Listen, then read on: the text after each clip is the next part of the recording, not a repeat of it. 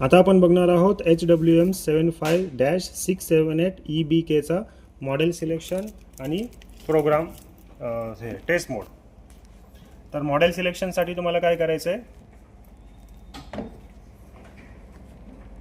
Start मशीनचा main switch on पाहिजे, स्टार्टचं button आणि प्रोसेस होल्ड करून ठेवा आणि पॉवरचं बटन एकदा प्रेस करा. B1 येईल, त्याच्यानंतर तुम्हाला जे मॉडेल सिलेक्शन आहे ते दाखवेल. आता ह्याचा 20 आहे ऑलरेडी, समजा ह्याचा असतं 24, ह्याचं आहे समजा 23 असतं आणि आपल्याला पाहिजे 20, तर DIYचं बटन प्रेस करत राहायचं.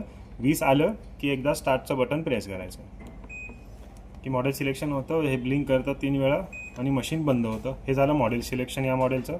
आता ह्याचा टेस्ट प्रोग्राम, टेस्ट कशी करायची, ऑफ कंडिशनमध्ये DIY बटन आणि प्रोग्रामचं बटन होल्ड करून ठेवायचं आणि एकदा पॉवरचं बटन प्रेस करायचं.